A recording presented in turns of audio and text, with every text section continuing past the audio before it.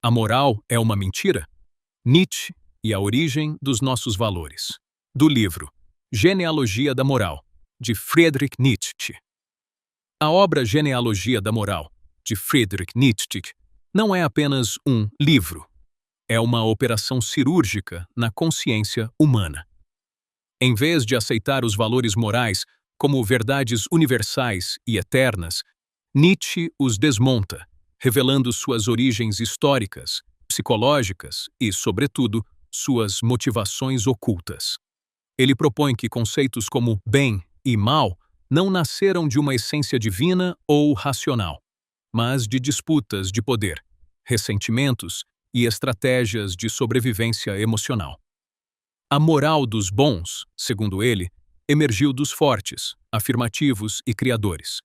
Já a moral dos fracos, marcada pelo ressentimento, inverteu esses valores, transformando a força em mal e a fraqueza em virtude.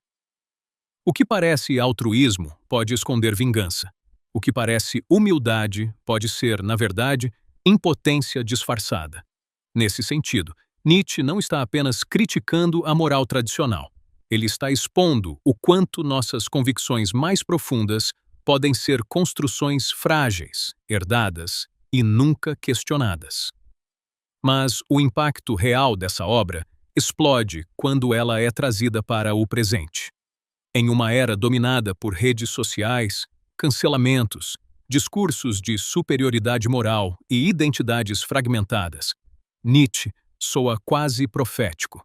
Ele nos obriga a perguntar: estamos realmente buscando o bem ou apenas reafirmando uma moral que nos dá a sensação de pertencimento e poder? A genealogia que ele propõe é, no fundo, um convite radical à autoinvestigação, um chamado para rastrear a origem dos nossos valores e encarar a possibilidade desconfortável de que muitos deles não são escolhas conscientes, mas heranças inconscientes. Para uma geração que busca propósito em meio ao ruído, essa obra é um choque necessário. Ela não oferece conforto, mas lucidez. Não entrega respostas prontas, mas destrói ilusões. E talvez seja exatamente isso que a torna tão urgente, porque antes de criar novos valores, é preciso ter coragem de questionar os antigos até suas raízes mais profundas. Friedrich Nietzsche nasceu em 15 de outubro de 1844, na pequena localidade de Röcken, em um ambiente profundamente marcado pelo luteranismo. Seu pai era pastor, e a religião, desde cedo, moldou tanto sua sensibilidade quanto sua futura rebeldia intelectual. Órfão de pai aos 5 anos, Nietzsche cresceu cercado por mulheres, o que contribuiu para uma formação introspectiva e sensível, mas também para um certo isolamento emocional.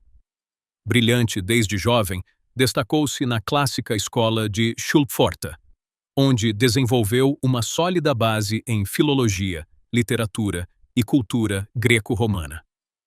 Posteriormente, estudou nas universidades de Universidade de Bonn e Universidade de Leipzig, especializando-se em filologia clássica, área em que demonstrou tamanho talento que, aos 24 anos, foi nomeado professor na Universidade de Basileia, sem sequer ter concluído um doutorado formal. Esse início meteórico revela não apenas sua genialidade, mas também o peso de uma expectativa intelectual que ele próprio viria a destruir, ao abandonar a filologia tradicional para mergulhar em uma filosofia radicalmente crítica e inovadora. Intelectualmente, Nietzsche rompeu com quase todas as influências que inicialmente o formaram, incluindo sua admiração por Arthur Schopenhauer e sua amizade com Richard Wagner, ambos fundamentais em sua juventude, mas, posteriormente, alvos de sua crítica. Sua obra nasce de um terreno de tensão entre a cultura clássica, o pessimismo filosófico e uma busca intensa por afirmação da vida, mesmo diante do sofrimento. Afastado da universidade devido a problemas graves de saúde, enxaquecas, distúrbios visuais e crises nervosas, Nietzsche passou a viver como um pensador errante pela Europa, escrevendo suas obras mais importantes em condições de solidão extrema. Uma curiosidade marcante de sua vida é o episódio de seu colapso mental em Turim, em 1889, quando, segundo relatos, teria abraçado um cavalo sendo açoitado, sucumbindo em seguida a um surto que o afastaria definitivamente da razão. Seus últimos anos foram vividos sob os cuidados da família, até sua morte em 25 de agosto de 1900, em Weimar. Paradoxalmente, foi apenas após sua queda no silêncio que sua voz começou a ecoar com mais força na história da filosofia, tornando-se uma das mais perturbadoras e influentes da modernidade. A moral é uma mentira? Nietzsche e a origem dos nossos valores. A obra Genealogia da Moral, de Friedrich Nietzsche, é um dos textos mais incisivos e perturbadores da filosofia moderna. Escrita em 1887, ela não se limita a analisar a moral. Ela a disseca, revelando que aquilo que chamamos de valores é, na verdade, o resultado de conflitos históricos, tensões psicológicas e estratégias de poder. Nietzsche não escreve como um acadêmico neutro, mas como um médico da cultura, alguém que identifica doenças profundas onde outros enxergam normalidade. A obra é composta por 3 dissertações, cada uma explorando uma dimensão distinta da moral ocidental, mas todas convergindo para uma mesma conclusão inquietante. Nossos valores não são tão nobres quanto acreditamos, e talvez nunca tenham sido. Primeira dissertação: bom e mal, bom e ruim. Resumo. Nietzsche inicia sua investigação desmontando a origem dos conceitos de bom e mal. Ele rejeita a ideia de que bom sempre significou altruísmo ou bondade universal. Pelo contrário, argumenta que, originalmente, bom era um termo usado pelas classes dominantes, os nobres, fortes e afirmativos, para descrever a si mesmos. O bom era aquilo que expressava potência, vitalidade, riqueza e a afirmação da vida. Já o ruim designava o comum, o fraco, o plebeu. No entanto, essa estrutura foi invertida ao longo da história, principalmente com a ascensão de uma moral baseada no ressentimento, aquilo que Nietzsche associa à tradição judaico-cristã. Os fracos, incapazes de exercer poder diretamente, passaram a redefinir os valores. Chamaram de mal aquilo que era forte, dominante e afirmativo, e elevaram sua própria condição, marcada por humildade, submissão e sofrimento, ao status de bem. Surge assim a moral dos escravos, uma moral reativa que não cria valores, mas os inverte. É uma inversão silenciosa e profundamente estratégica dos valores humanos, nascida não da força criadora, mas da impotência que aprende a reinterpretar o mundo para sobreviver psicologicamente. Incapaz de afirmar diretamente sua vontade, o indivíduo ressentido transforma sua limitação em virtude e rebatiza aquilo que o ameaça como mal, criando uma moral que não emerge do sim à vida, mas do não ao outro.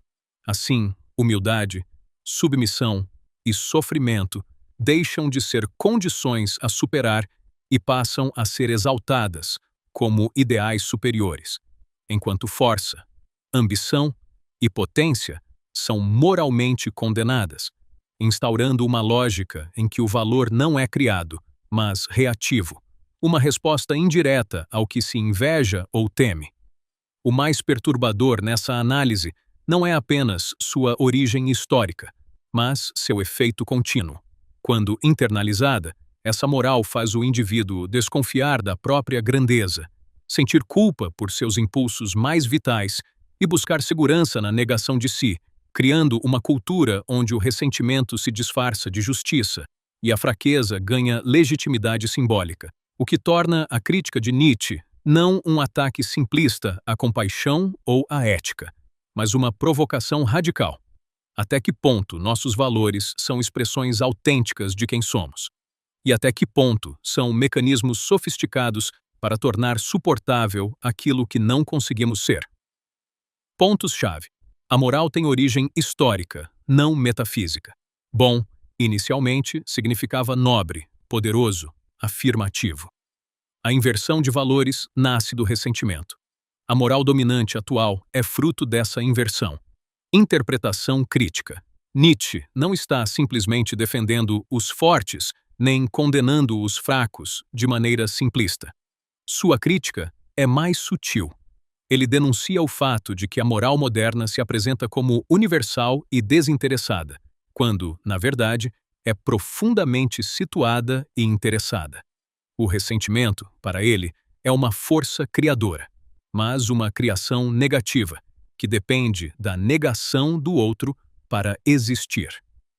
Do ponto de vista filosófico, essa análise antecipa debates contemporâneos sobre poder e discurso, que seriam explorados por pensadores como Michel Foucault.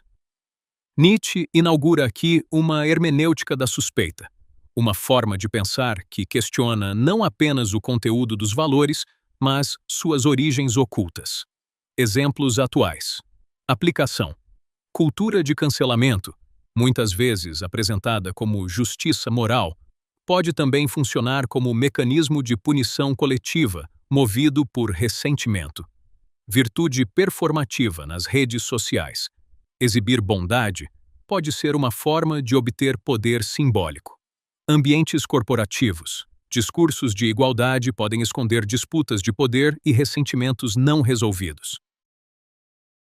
Segunda dissertação. Culpa, má consciência e afins. Resumo. Nesta sessão, Nietzsche investiga a origem do sentimento de culpa e da chamada má consciência. Ele argumenta que esses conceitos não surgiram de uma consciência moral elevada, mas de processos históricos ligados à domesticação do ser humano. Em sociedades primitivas, a relação entre credor e devedor era central. Quem não cumpria uma obrigação pagava com dor, punição física ou humilhação. A memória da dívida era inscrita no corpo. Com o desenvolvimento da sociedade e a internalização das regras, essa violência externa foi transformada em violência interna. O instinto agressivo, impedido de se expressar livremente, voltou-se contra o próprio indivíduo. Surge, então, a má consciência. O ser humano passa a se culpar, a se vigiar, a se punir internamente. A religião, especialmente o cristianismo, intensifica esse processo ao transformar a dívida em algo infinito, uma dívida com Deus impossível de ser quitada. Assim, a culpa torna-se permanente e o sofrimento ganha um sentido moral. Pontos-chave. A culpa tem origem na relação entre dívida e punição. A consciência moral nasce da internalização da violência. A sociedade domestica os instintos humanos. A religião transforma a culpa em algo eterno. Interpretação crítica. Nietzsche antecipa aqui conceitos fundamentais da psicanálise, especialmente em Sigmund Freud, como o superego e a repressão dos impulsos. A má consciência pode ser vista como uma forma de energia psíquica reprimida, que se volta contra o próprio sujeito. Nietzsche define a má consciência como o resultado da internalização da violência e dos instintos humanos que, impedidos de se expressar livremente na vida social, voltam-se contra o próprio indivíduo. Aquilo que antes era descarregado externamente, agressividade, impulso de domínio, intensidade vital, passa a ser reprimido e transformado em culpa, autocensura e autojulgamento. Assim, o ser humano torna-se ao mesmo tempo juiz e réu de si mesmo, desenvolvendo uma relação íntima com a punição e com a dívida moral, especialmente intensificada pelas religiões que transformam essa dívida em algo permanente e quase infinito, criando um sujeito que se vigia, se acusa e se corrige constantemente. Muitas vezes, sem perceber que essa consciência moral não é uma expressão pura de ética elevada, mas um produto histórico de domesticação que possibilitou a vida em sociedade, mas ao custo de gerar um conflito interno profundo entre o que se é e o que se acredita que se deve ser. No entanto, Nietzsche não vê esse processo apenas como negativo. Ele reconhece que a internalização dos instintos foi essencial para o surgimento da cultura, da arte e da reflexão. O problema não é a repressão em si, mas o fato de que ela se tornou excessiva, transformando o ser humano em um ser culpado, ressentido e enfraquecido. Exemplos atuais. Aplicação: ansiedade e autocobrança extrema. Indivíduos que se punem internamente por não atingir padrões irreais. Cultura da produtividade. A sensação constante de estar devendo algo. Religiões ou ideologias que reforçam culpa contínua como forma de controle. Terceira dissertação. O que significam os ideais ascéticos? Resumo.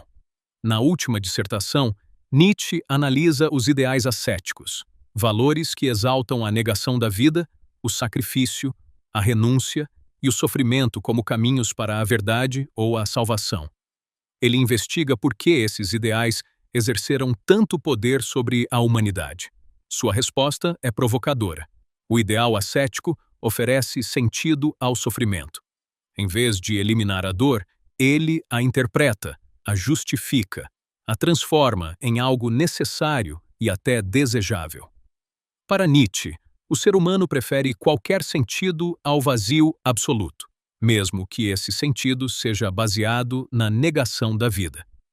O sacerdote ascético surge como figura central. Ele canaliza o sofrimento das massas, oferecendo explicações e direções, mas também mantendo-as presas a uma lógica de culpa e renúncia. Nietzsche entende os ideais ascéticos como um conjunto de valores que exaltam a renúncia, o sacrifício, a negação dos desejos e até o sofrimento como caminhos para alcançar sentido, verdade ou elevação espiritual.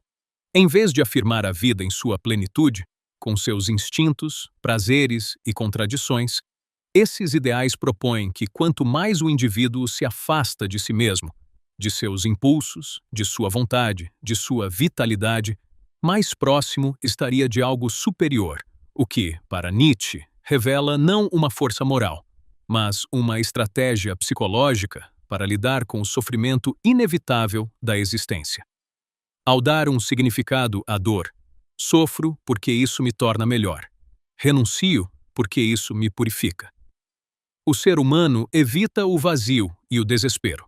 Assim, os ideais ascéticos não eliminam o sofrimento, mas o reinterpretam, tornando-o suportável e até desejável, frequentemente sob a mediação de figuras como o sacerdote, que organiza esse sentido e exerce poder sobre os outros, o que leva Nietzsche a concluir que esses ideais são ambíguos.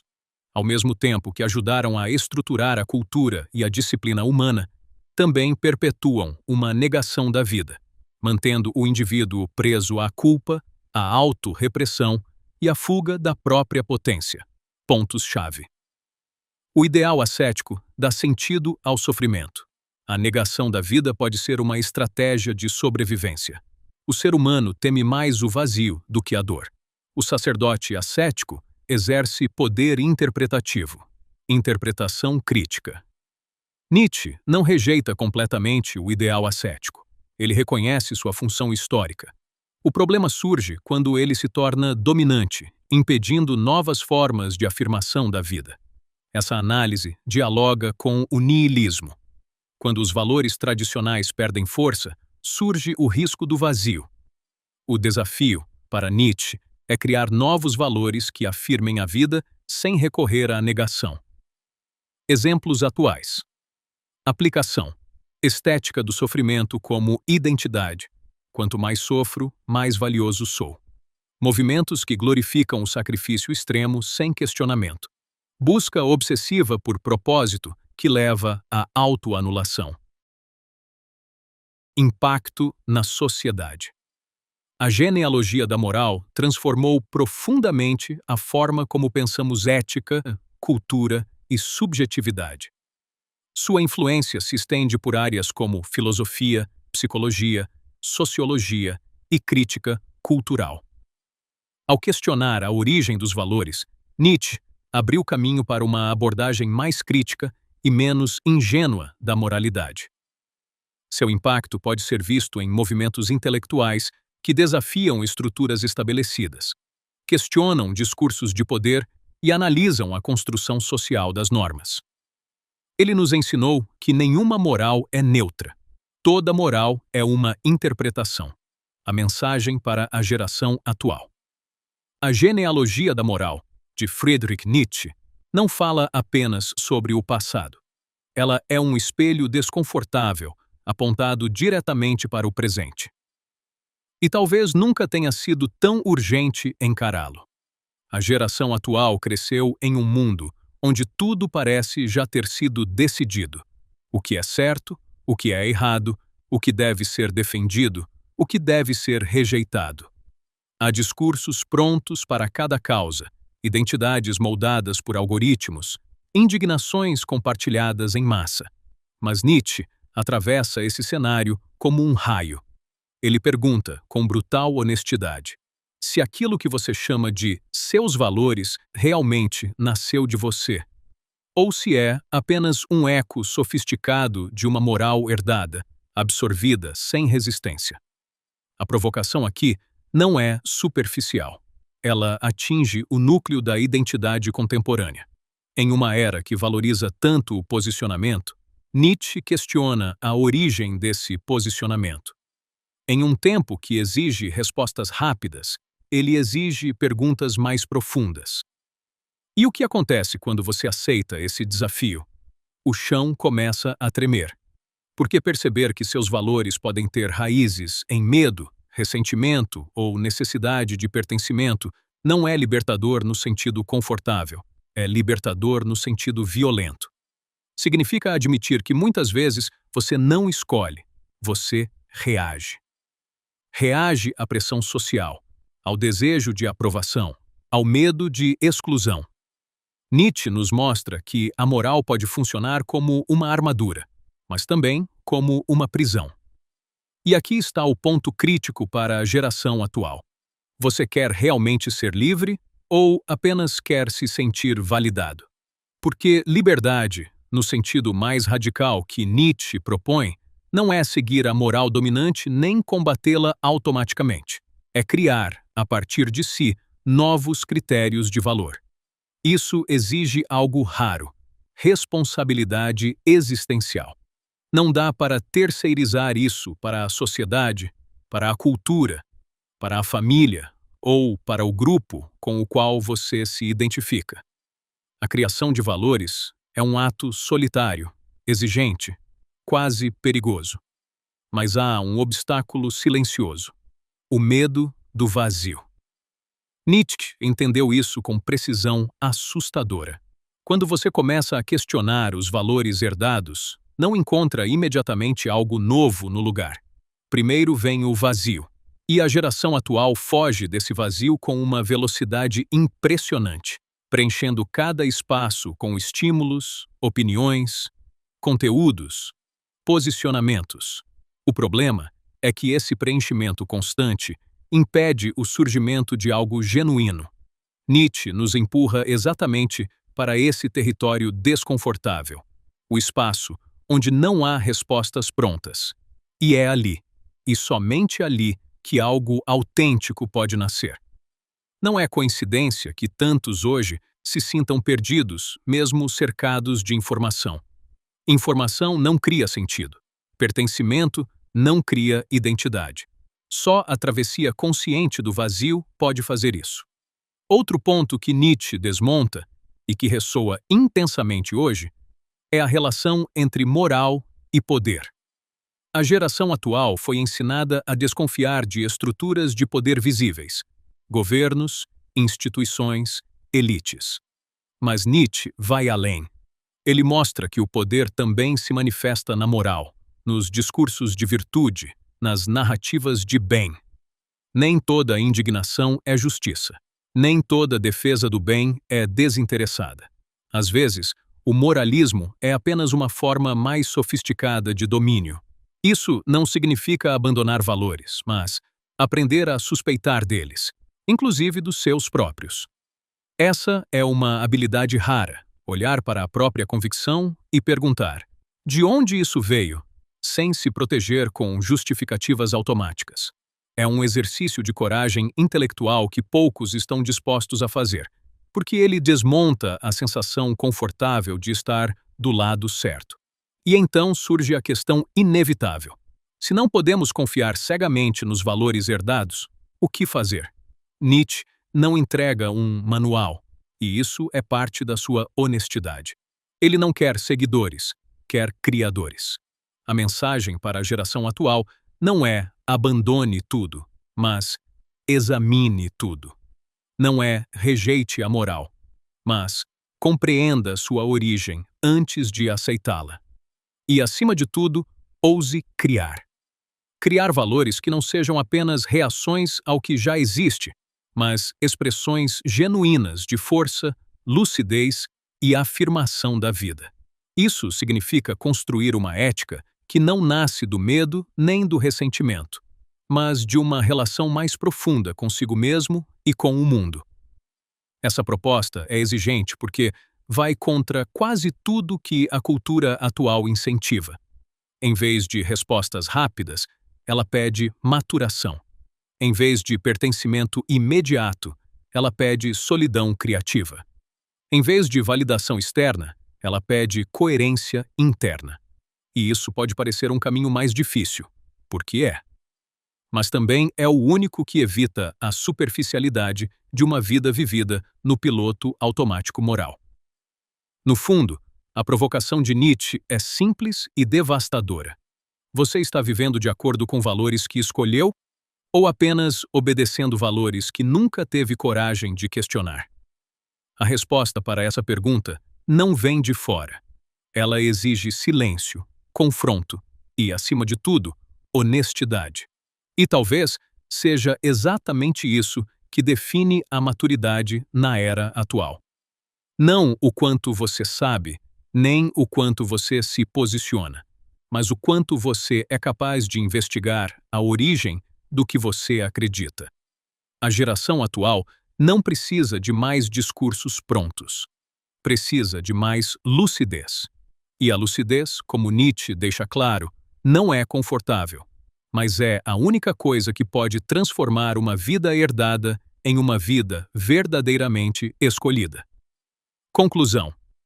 A genealogia da moral, de Friedrich Nietzsche, não termina, ela ecoa. Não fecha um argumento, abre uma ferida. Depois de atravessar suas páginas, não é mais possível olhar para a moral com inocência. Aquilo que antes parecia sólido, o bem, a justiça, a virtude, agora revela suas rachaduras, suas origens ambíguas, seus interesses ocultos. Nietzsche não nos deixa com respostas, mas com uma suspeita irreversível. E se tudo aquilo que você considerava elevado tiver nascido de algo baixo? E se sua moral for menos um ideal e mais uma estratégia? Essa não é uma conclusão confortável. É uma convocação. Porque, a partir desse ponto, não há retorno possível à ingenuidade. Ou você continua vivendo dentro de valores que nunca examinou, ou assume o risco radical de questioná-los até o fim.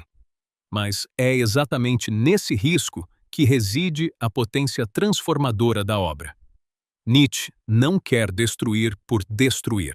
Ele quer limpar o terreno para algo mais raro, a criação consciente de valores. Ele nos empurra para fora da moral herdada, não para o caos vazio, mas para a responsabilidade criativa. A verdadeira conclusão da genealogia da moral não está no livro. Está na vida de quem a leu. Está na coragem de encarar o próprio ressentimento, de reconhecer a própria culpa internalizada, de abandonar a segurança de ideais prontos e, ainda assim, afirmar a vida. Não como ela deveria ser, mas como ela é.